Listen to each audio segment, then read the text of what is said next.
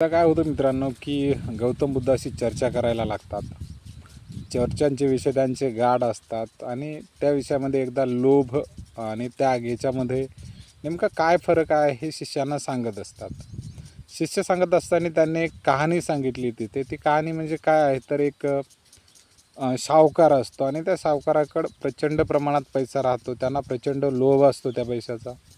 आणि मग तो नेहमी लोभानं लोकांना म्हणजे त्याला अभिमान तर असतोच की माझ्याकडे प्रचंड पैसा आहे आणि कोणाला फुटकी कवडी पण देत नसतो.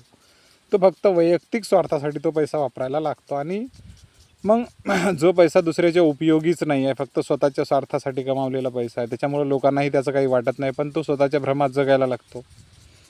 मग एके दिवशी काय होतं अचानकपणे, की त्याच्या मनामध्ये एक येतं की चला ओके ठीक आहे, ह्या आपण रस्त्यानं जाताना साधू दिसतो आणि तो एक पैसा देतो त्याला.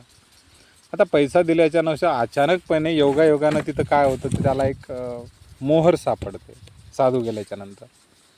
मग त्याचं मन आता पैसेवाल्या माणसाला नेहमी पैशाचाच विचार यायला लागतो, मोह असतो तर. तो काय म्हणायला लागतो, अरे यार आपण जर एक पैसा दिला तर आपल्याला एवढी मोहर सापडली. जर आपण खरंच मोहरच साधूला दिली तर काय होईल? दुसऱ्या दिवशी साधू येतो नियमितप्रमाणे. साधूला एक मोहर देऊन टाकतो. आणि सायंकाळी मग तो वाट बघायला लागतो की मला काहीतरी भेटेल, मला काहीतरी भेटेल, मला काहीतरी भेटेल. त्याला काहीही भेटत नसतं. मग लक्षात येतं त्याच्यातून काय, तर बाबा तुम्हाला एखादी गोष्ट भेटत नाही, तर ती गोष्ट तुम्हाला छेडायला लागलेली आहे. मग काय म्हणतात की नेहमी त्याला म्हणतात की त्याग फलता है, त्याग फलता है और लोभ छलता है असं म्हटलं जातं, की बाबा तुम्ही त्याग जर केला ना, तर मग ते फळतं त्याला नाही का प्रगती होते तुम्ही जर एखाद्या गोष्टीचा त्याग केला तर.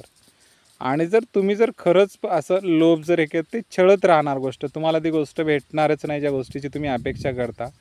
आणि मग या सावकाराला त्याचा एक एक घंटा म्हणजे एका एका युगाप्रमाणे लागतं की आज भेटेल, उद्या भेटेल, आज भेटेल, उद्या भेटेल. त्याला कुठलंही फलित भेटत नाही. म्हणजे काय होतं की तुम्हाला नेहमी लक्षात ठेवा, लोभ हे नेहमी तुम्हाला त्रासदायकच असतं. आणि गौतम बुद्धाने अशा पद्धतीनं सगळ्यांना ही गोष्ट समजून सांगतात. ओके.